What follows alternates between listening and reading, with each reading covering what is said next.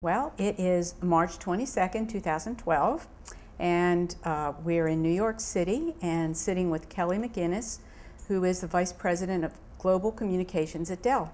Welcome. We're so glad you could spend some time with us.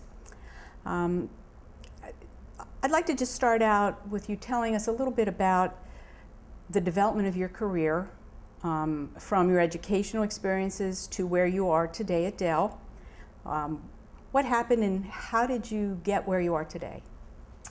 Well, thanks for having me. How do you get there? You get there on the shoulders of some really generous sponsors and mentors and other folks. For me, I actually started out as a social worker and very committed to doing that type of work. And after a few months of doing that in East St. Louis, it was not what I anticipated and very disappointed that it wasn't going to be sort of what I was going to do, and hightailed it off to graduate school. And really the issue for me was that getting to know the folks who had been doing it for a long time, what they taught me was that it was really work around the system. It wasn't a situation that was straightforward, and so really got committed to figuring out how do you become part of policy and changing things. And went to graduate school and quickly joined local government and had an amazing time. Loved it.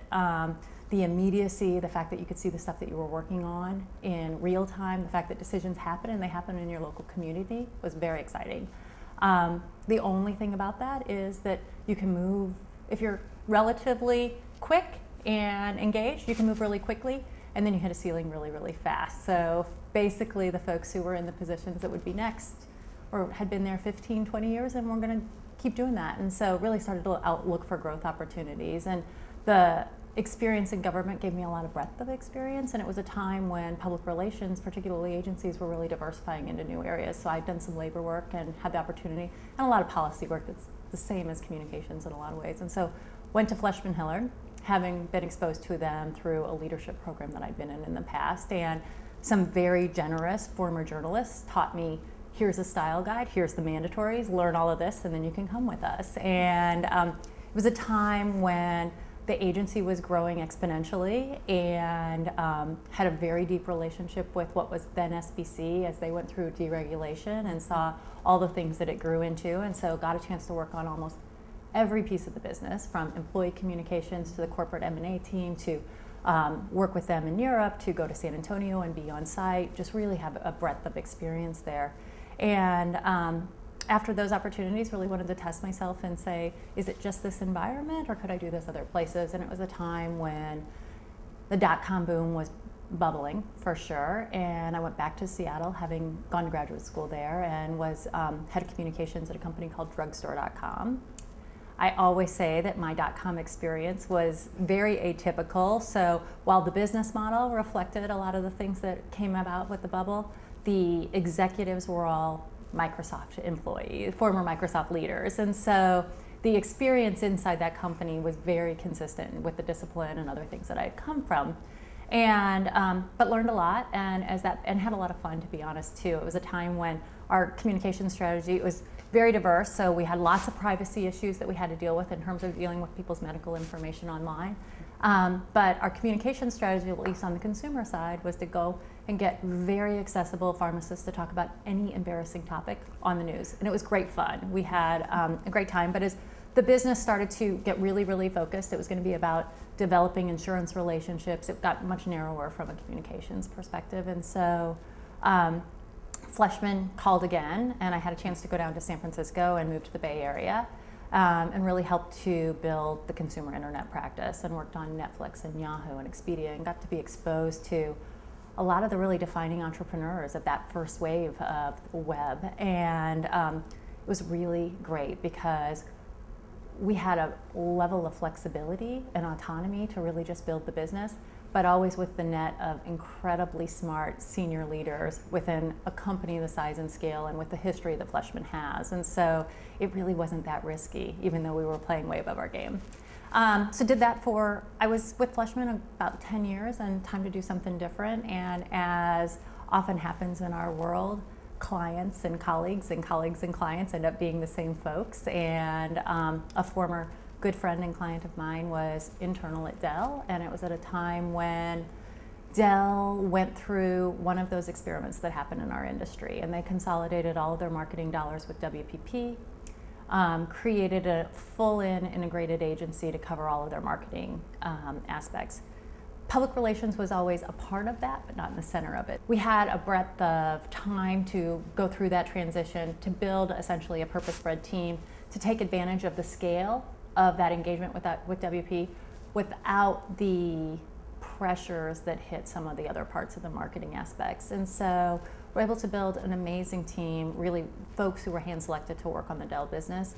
And over time, that model didn't work, and they diversified using multiple agencies and other things. We're still working with that agency, though, and it's changed a lot over time. So I was on that for about 2.5, almost 3 years, and then with internal changes, people growing into bigger jobs and moving on to other things, had built a good, strong relationship, particularly with the chief marketing officer. And as a consultant, it always happens. At some point, they say, stop consulting and come in and see if you can deliver. And a couple years ago, had the chance to come in and help to drive the reputation transformation that we're going for within Dell. And so that's kind of how I got there, but mostly at the hands of a lot of other people's generosity. Oh, okay. What are the challenges and the opportunities that you face when you manage Dell's reputation on a global scale? Yeah, I hear the emphasis on global, but let me give you a little bit of context of where Dell is today. So Dell has an incredibly strong heritage. We are defined by something very specific related to our business model, the direct model, the innovations that Michael brought to the supply chain, and really democratizing access to PCs. That's our history. That's not today. And the industry caught up to us after many, many years of a lot of growth. And today we are an end-to-end IT solutions provider. We believe very strongly that it matters, the device that's in your hand, but the connection to the data center and being able to carry that all the way through is what's going to define us for the future. And there are a lot of aspects of what Dell is today that aren't known. So we're still building our credibility in the enterprise. We have more than 40,000 services employees who are really on-the-ground consultants who are helping to build IT infrastructures on behalf of our clients, and really creating that understanding, building our credibility and creating awareness for where the company is changing and transforming is the challenge that we face. And for us, that started internally, as I think anyone would say it has to. We had a few fits and starts, I will say. So, we've been on this trajectory where the company has been very clear about what the growth strategy is and where we think it's going to take us in the future for about 3 years.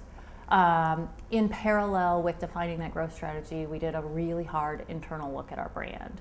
Said, what does that brand mean, and how can we use that and leverage it to carry us through this transformation that we're trying to go through as a business? There were some surprises along the way. First and foremost, we thought that because we're in the consumer business and we're growing and very big in the enterprise business, that we were different things to IT decision makers than we were to consumers. We really quickly learned that IT decision makers are sending their kids to college, they're reading the Sunday paper, and they think of Dell in one way. They think about us in terms of practicality, access, really being able to rely on technology to help them achieve what their goals are. It's not about the technology, it's about what they're trying to achieve. And that was a big aha moment for the company. And to really say, well, we can align behind that. And we're one of the few technology companies that's still run by our founder. And Michael came back, several years ago. And from the very beginning, he said, it's not about the technology, it's about the potential that we can unleash on behalf of our customers, whether it's individuals or organizations. And when we looked at that in a fresh light, it was more true than ever for us, and has continued to be what really drives us in terms of purpose for helping organizations and companies and individuals achieve what they want to do with technology. And so for us, in terms of a challenge, first and foremost, it's getting an engagement with a workforce that started out, been there before. We've seen a lot of different changes. Getting that level of engagement, we're really proud of the work that we did. We saw the hardest group were our managers, and which I guess we should have known, but when you see it in the stark numbers that your managers are 20% off of everybody else in believing the company's best days ahead, it's a really strong wake-up call. And 3 years later, we're up to best in class, but when we saw those numbers early on, it was frightening.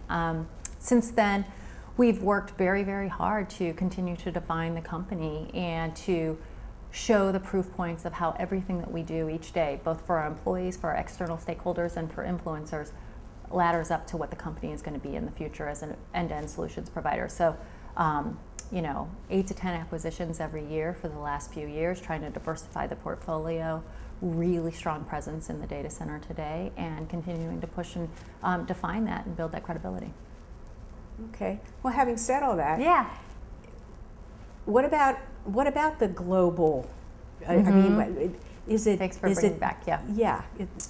Is it difficult, or are there challenges to keeping in mind everything that you've just talked about and all those experiences, but getting that, maintaining your reputation in that global? Yeah, I think the global aspects of our business have actually been a huge opportunity for us. So a lot of the growth in our industry is happening in emerging markets. It also means that we don't have as much of the legacy that we're changing. So I talked a lot about what we're doing in communications is using the reputation to lay the groundwork for the transformation, the operational transformation that's happening at the company. In many markets, we are starting from a place with much less definition with what the company is about. And so we're able to leapfrog to the place that is very real for us. So when I look at the strength, we're one of the #1 brands in India in our space. The strength and the benefit of the doubt that we get as a brand in China. Those are reflections of the fact that we don't have to redefine what expectations are, but that people are open to their experience with the brand today. I think the other piece is that Dell has embraced social media from the very beginning and really been open to the transparency that it pushed forward. And so there's lots of war stories to share of how we got there, but we were one of the first companies to launch what we call Idea Storm, which was really crowdsourcing an invitation for our customers and other folks to say what would they like to see in our products, what are their experience with the brand, and what would their suggestions be. And today the backlit keyboards that you get in a notebook as a result of some of those things, there's lots of examples that we can have of how that embracing what's available in that transparency on a global basis has made a big difference for us. Mm-hmm. Well, talking about that transparency, looking at social media now, do you think that has made public relations, the whole public relations industry, more or less ethical? I mean, what are the challenges now with the social media? I think from our perspective, it has, I can't speak to more or less ethical, but what I can say is transparency is a good thing in our experience. And it is, for us, social media is stitched into every part of the fabric of the company. And we've done that very deliberately in that from a communications perspective, we really use it to help to amplify our programs, but also to identify where things are going sideways and to try to address those issues quickly and specifically. We have a very deep monitoring system in place it works hand in hand. In fact, it's co-located with the customer service staff that are addressing customer issues that are raised through social media. And then in addition, we also have sort of, loose councils of folks all around the company. We have more than 8,000 people who've been trained in our social media practices in terms of employees. About half of those are certified to actually represent the company as a spokesperson, and we engage them as advocates to work with our influencers. We really have asked our employees to be out there and help represent us through social media. Mm-hmm. Okay. How do you think that this technology, the all new media, will influence public relations in years to come? Where do you think it's going to take us? I think the biggest change for us is that no one looks to sort of you as the functional expert to say, so what's communications perspective anymore? I think that the democratization of media has really put it in a place where everyone has an opinion on what the communications implications are going to be. And you really have to earn your voice at the table based on your knowledge of the business, how you can contribute to the issues at hand, and your willingness and ability to collaborate and to build advocates. So what I see in a company like Dell, where it's fast moving, highly entrepreneurial, driven by results, more than ever, the ability to collaborate and to have a shared set of allies on a single point of view, and that influence is incredibly important to our folks. And you earn that by being able to toggle between strategy and execution all day, every day. And but really just being a business partner makes a big difference. We can't just say, well, communication says, everybody has an opinion at this point for sure on that. Okay. Generally, what are the greatest challenges facing public relations executives today, and how do you address these challenges? I think for us at Dell, it's really about focus. There are so many opportunities, so many possibilities, and so many threats on a daily basis that really figuring out where we can have the biggest impact on the business and channeling our resources against those activities that's the biggest challenge for us. I think that, what we've seen is just the proliferation of opportunities, and, there's traditional media, there's online media, there's going directly to your customers, there's being able to create your own media channels and to really think about influencers in new and different and much more direct ways to, one of the things that's really clear is our leaders have seen the power of communications with their employees. Figuring out how you do that in an organization of the size and scale of Dell, and to do it in a way that's still efficient and focused and can be really driven against to very specific results, because we're a data-driven organization first and foremost, all comes back to focus. And you have to keep enough room to experiment and learn along the way, but to make sure that we're focused on the right things. That's the hardest thing that we focus on. Okay. The aim of the Arthur Page Center and the Arthur Page Society is to help individuals become counselors to leadership. How can individuals best prepare themselves for this role? Yeah, I think the thing that you earn with our business leaders is an ability to toggle between understanding the business, understanding the strategic direction of what you're trying to achieve, and then actually being able to execute in real time. That's how we earn it. I think the way that you get there as a counselor takes a huge amount of courage. You have to really get comfortable with the uncomfortable places. No one is an expert, and you just have to be really willing to engage and jump into that.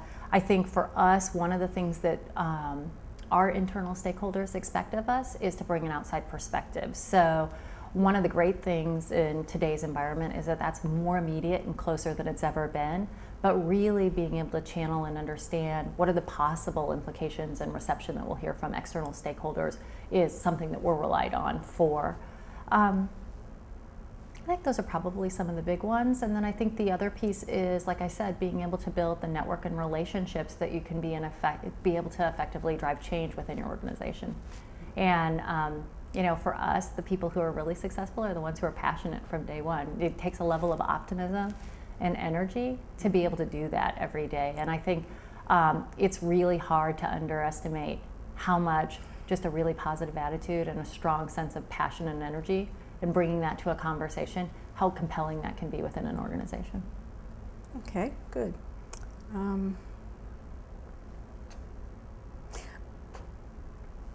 Talking about the counseling role, what's the status of it in the corporate world today? But do you think it's growing in importance or diminishing? And was there a difference in that role, the counseling role, between when you managed the agency teams versus when you became the vice president of global communications for Dell? What are the differences that you saw? I think for us, we're at a stage in the company's development where the need for strategic counsel on communications and reputations issues are more important than ever. And that's not to say that it hasn't been important in the past, but for us to successfully navigate both a brand and reputation transformation and to become defined as something different than we are so widely known, we're relied on in a way, and there's an extra level of expectation than perhaps that is incredibly important to the company today.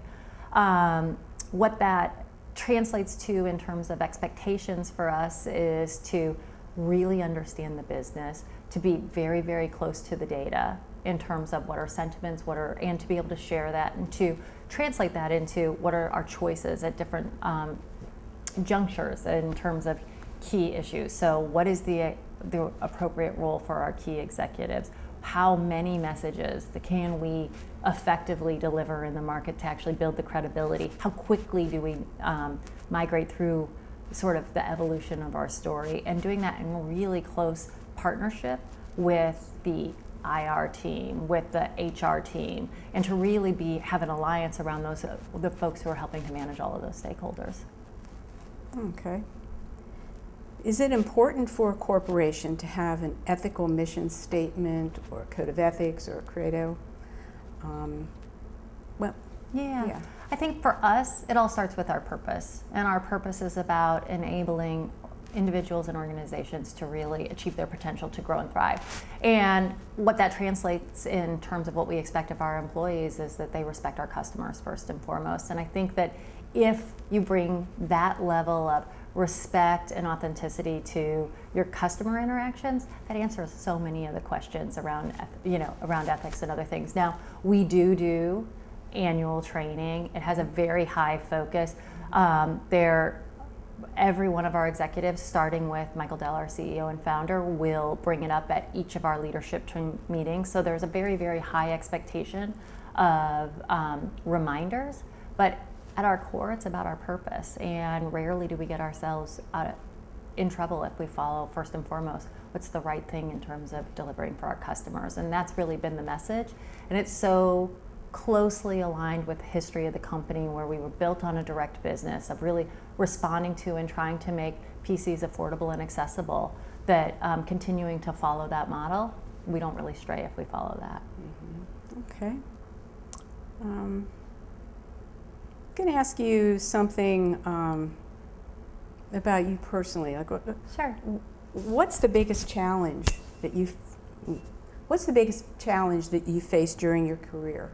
In my job today, the biggest challenge that I face, or the one that's evolving and on the horizon, I think, is demonstrating a tighter relationship between communications as an effective marketing tool and being able to show that in very measurable results. I think we're well beyond the place where people understand how important reputation is and how we're actively managing the reputation and reinforcing the overall corporate intent and where we're going from a growth strategy. I think the next level is we're in a place now where the funnel doesn't matter. I said that in the conference today, or it just isn't relevant. People are much more distributed in how they make choices, where they turn to for information. Communications has such a valuable contribution in that ecosystem, but being able to demonstrate that and have the skills to be able to demonstrate that in terms of an immediate ROI and explain how we play within that ecosystem, it's a hard question to answer. And I know a lot of people are trying to answer it, and certainly in an organization like ours that's heavily data driven, it's top of mind and we're getting there. But it's one of those areas that, for me personally, it's super challenging. It's the right answer. Can I tell you exactly how I'm going to get there? Not yet, for sure. Okay. What professional accomplishment are you most proud of? I think, I've had the opportunity at least 3 times in my career to build a team from scratch or to have a major impact on transforming a team. And I'm proud to say that in several cases, people have followed team to team to team, and I'm grateful for that. But also just being in a place where you can see that all the pieces come together and you can see people playing off of each other's strengths, and the way that gives an organization the opportunity to have greater influence within a company, to have a greater influence on the business and the direction, and for people to really see their own careers growing in that model, that's incredibly rewarding, and it makes it a whole lot of fun, for sure. Okay. How important is mentoring to the fostering of ethical decision making in the workplace? I think it's incredibly important. I think, I think about it in 2 ways. There's mentoring, which are those folks who are there to give you guidance and counsel and to ask you those really uncomfortable questions and to push you beyond those areas that you feel comfortable and successful. And then there's the sponsors who are there and who are really advocating for your growth and other opportunities along the way. In my experience, so much of learning communications has been an apprenticeship. I've gotten to learn from very, very smart and accomplished people, and some of them have played that, real role to be that really tough coach who pushed me really hard, and some of them have been the ones who have put, really big opportunities in front of me that I said, I don't have any idea how to do that. But it's really been watching them make decisions day in and day out, and to see how they can influence a conversation, how they can influence the direction of a decision being made. that's where I think learning how to be able to be effective at that piece of it, those softer skills and really those counseling skills, that's where you learn how to impact.